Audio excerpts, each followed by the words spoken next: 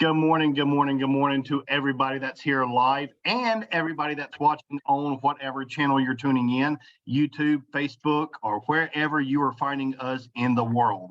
Welcome. So we are picking up this week where we left off last week about what to do when you are stuck in life and how to get out of it. Last week, I shared a personal situation, which was my divorce that happened however many years ago that was now. So this week, I'm going to switch it up just to start things off. We can be as vulnerable as we want, or we can speak in generalities, because I know sometimes a situation like this may be, pull on the heartstrings a lot and be very personal. So share as in depth as you want to, or again, be as general as you want to. So last week I shared something personal. This week I'm going to share something business related. I have owned a commercial services business for nearly 20 years now. And I believe it was 13 years ago, I went through a situation where at the time I had 2 employees, and all of a sudden I had no employees. Now, I don't remember if I fired both, fired one and one quit. I don't remember the dynamic of it. However, everything was on my shoulders at that point. I had to do the physical work. I had to do the office work. I had 35 hours worth of work to do every single day. So it kind of messed me up. I finished cleaning a property in a little town called Gainesville, Georgia. After cleaning that property, I pulled up to the Quick Trip, which is a local gas station, and I took a nap. And then I drove. That property was probably an hour and 15, hour and a half from where I lived at. I drove from there to a Chick-fil-A, pulled into their parking lot, and I took a nap. I drove from that Chick-fil-A to a Chevron gas station, pulled in, and I took a nap. My next nap came while I was still driving. I was less than a mile from my home, and I fell asleep. I ran off the road on the right-hand side, and I kind of jumped over the road. You can see the skid marks. That's the only way I know this. I jumped over the road and hit a fence. Well, a normal person hits a fence that's like this and they go through it. No, I'm the type that if you're going to do something, you do it the best you can. So here's the fence, and I hit it just like this, and I run. It's a wood fence, and I run straight through that fence. I saw the truck after I started. I don't even want to really say healing up, because it was a multi-month healing process.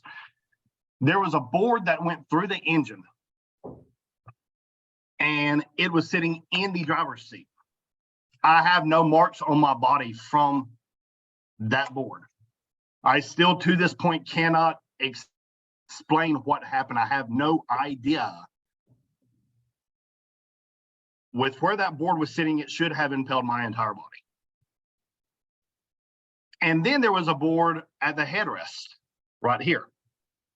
Now, if you look, you can see that this eye is a little bit caved in. It's because there's no bones on this side of my face. It is all a metal plate.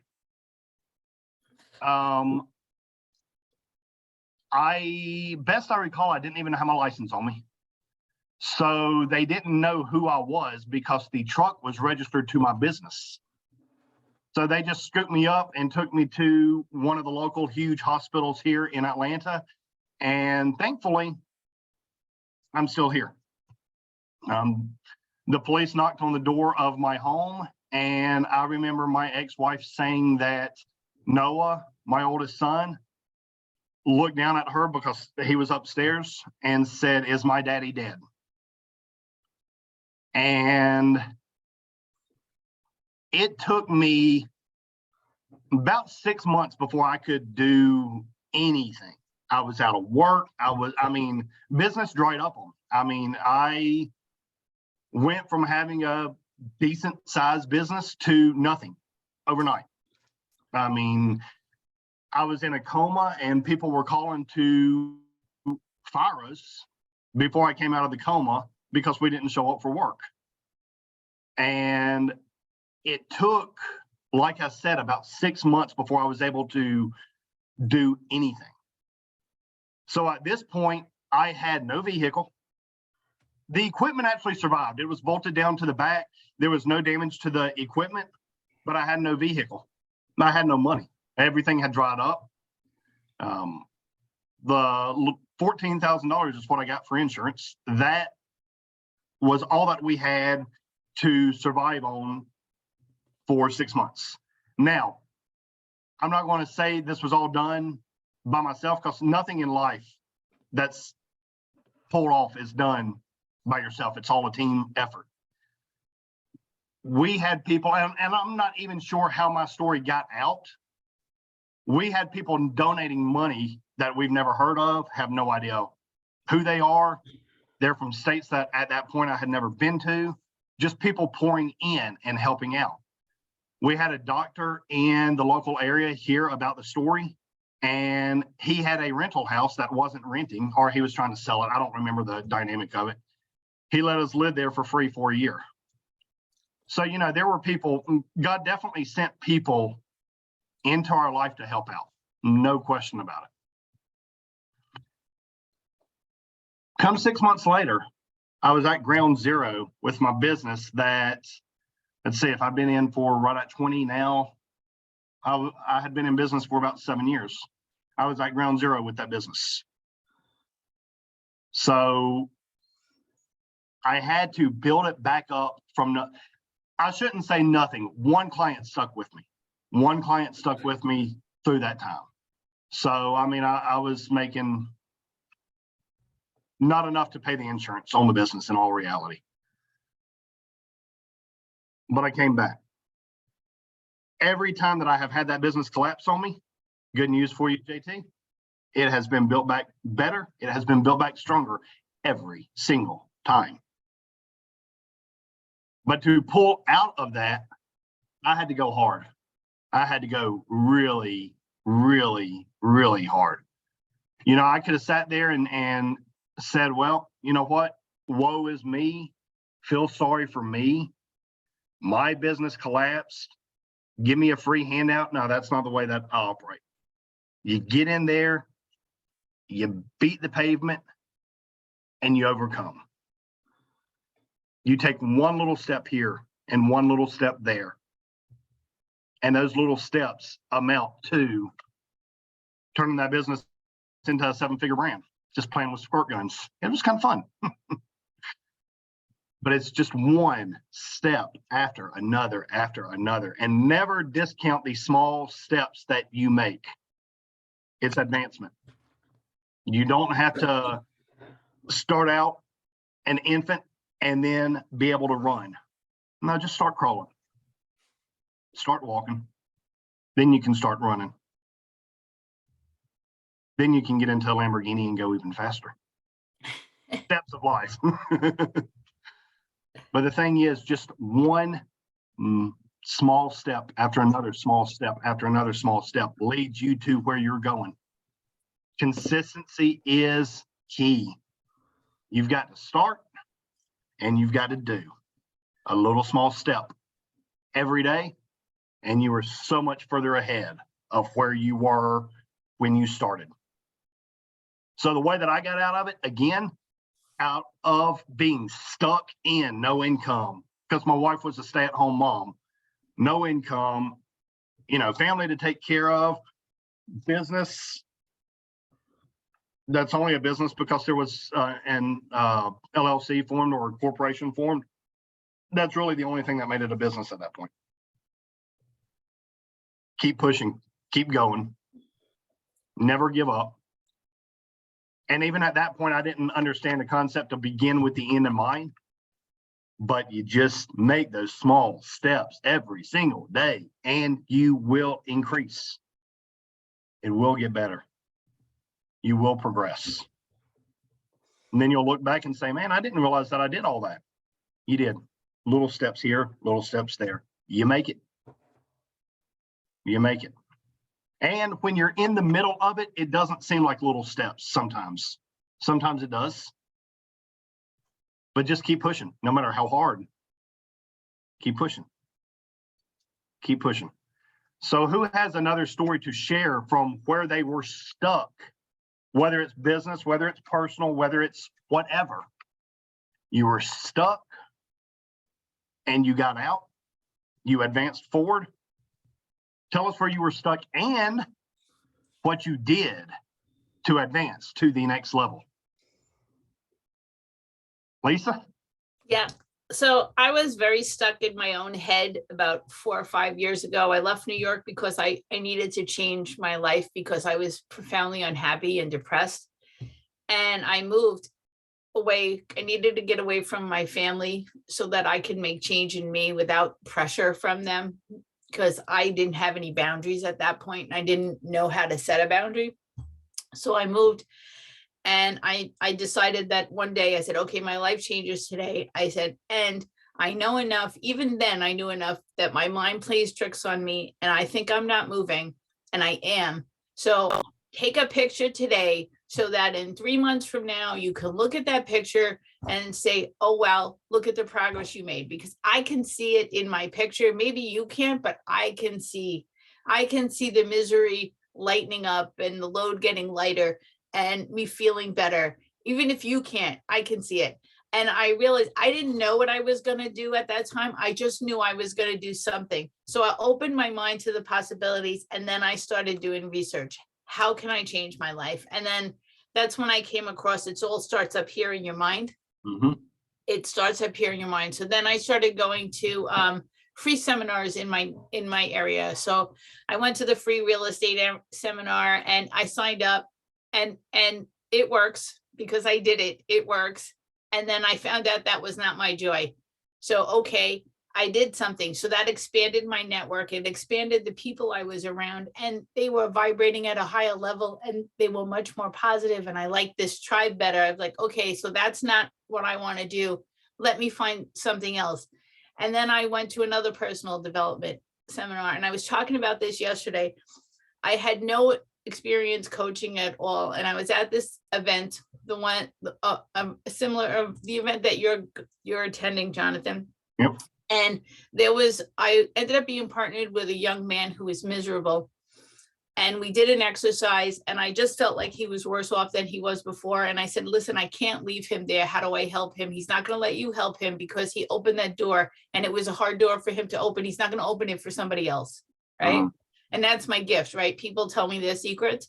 So they tell me how to help him and I go help him. And that's when I know that that's my calling, because if I can do this and make this change for this young man, he came back to the seminar the next day, a completely different person because of the work we did. And you could see it. I wish I had the video of it. He was like totally open, happy, smiling. He hadn't smiled the first 4 days of the event. The last day he was beaming and glowing. He was so happy. I was like, if this is what I can do without training, just imagine what I can do with training. And that's when I knew what I was supposed to do. And because I was open to the idea and where am I going? And it was a huge transformation for me and it was fantastic. I was like, and that's my story. That's amazing. And you're still touching lives and transforming and changing lives today, huh? Yes. That is awesome. That is awesome. JT, I'm going to pick on you. Good morning. You awake yet? Good morning. Come on, you've got no excuse. Lisa and I are here at 6:16 in the morning. Yeah, It is true. Let me tell you that the challenge I'm overcoming is waking up on time. Very, very difficult. What I've learned to do is start my coffee the night before. That's awesome. How I'm overcoming. There you go. Let me see though, in life, I mean, I feel like I end up at a challenge every single time that I'm trying to take myself to another level. And I feel like it's always me stuck in myself, not taking action because I'm stuck in my own head. Mhm. And what I've learned is when I hit that point that I need to play with the ideas that are going on in my head until they make sense to me for me to be able to take the action. So like one of the things I had to rationalize was that I was good enough to be able to talk publicly. I used to think that I wasn't I can't think of the word. Like I used to think I wasn't good enough to talk publicly, like I didn't have anything to share. And through being in things like this, I now see how much value that has. So for me, I think playing with the ideas and being in situations like the thought-provoking change is what helps me get out of my head, because I need the thinking in order to free myself. Awesome. You know, thoughts are things, and just putting them out there. I like to go back to Disney because it's just such a fun and easy example. Walt Disney never did see Epcot. He saw it in his mind's eye and he created it. But yet he passed away before Epcot was ever actually standing and actually here in Orlando. But everything that started that was a thought. Everything that starts everything is a thought. It's so easy to not give value to a thought. However, everything starts with a thought. Every single thing in this world starts with a thought.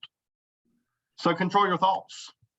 And thought-provoking change is wonderful for you to do, because we're about asking questions, and the quality of your life is determined by the quality of your questions.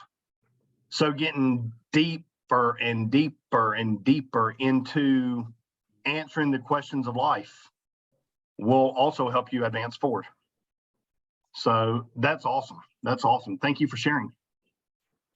Thank you for sharing. Who else has something?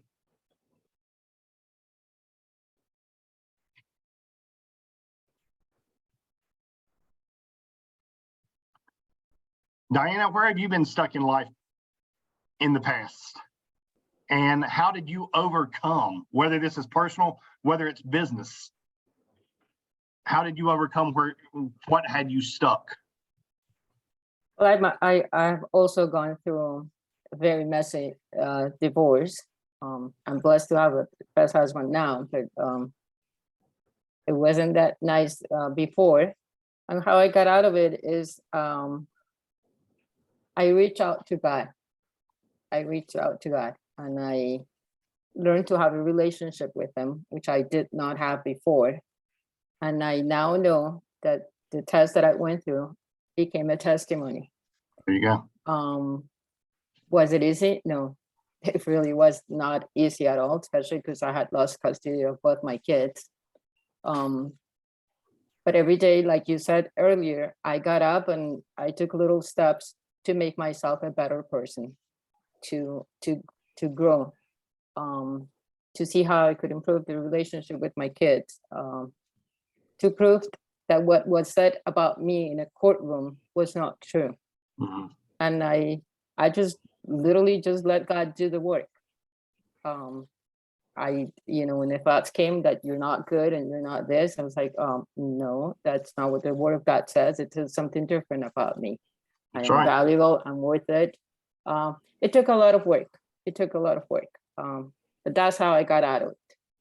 That's literally how I got out of it.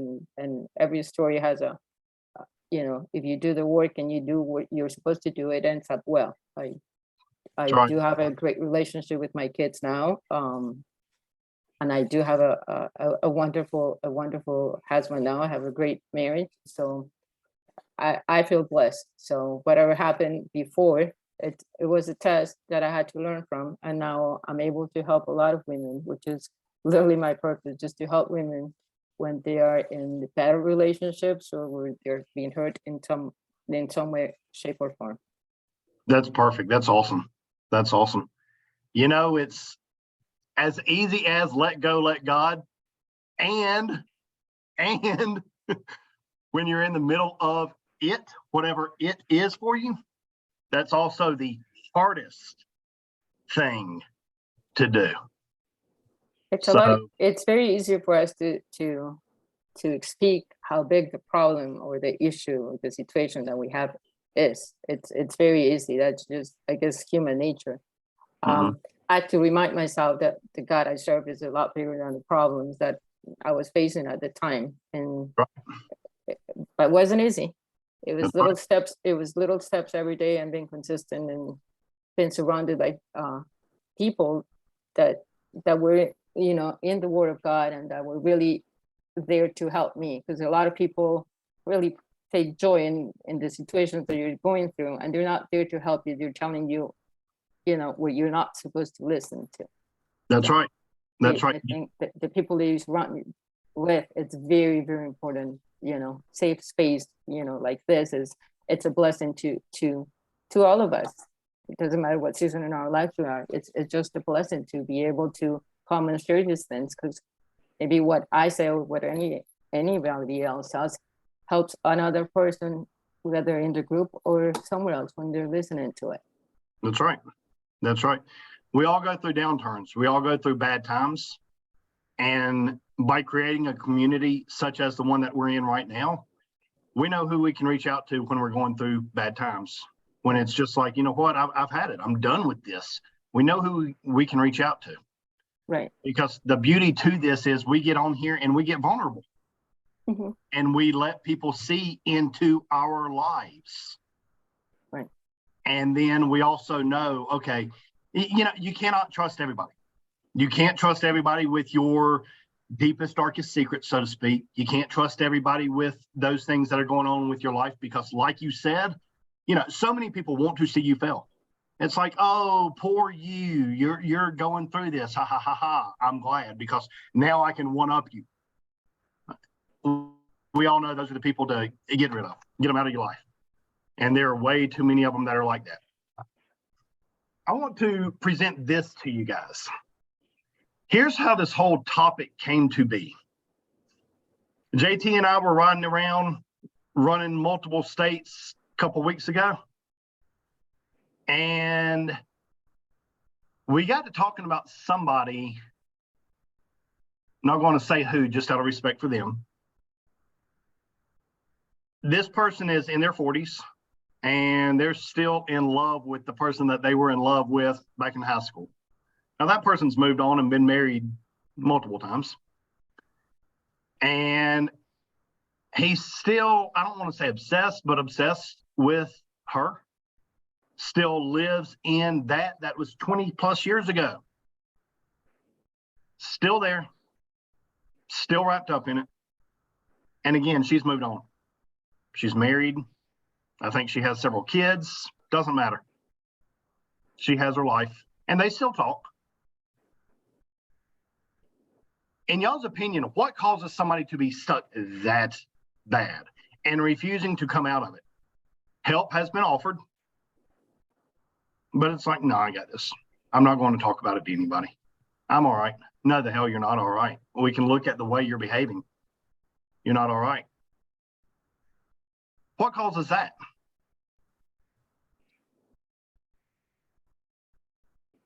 Not everybody at one time. I don't really know the answer to your question, but I'm going to put this in there.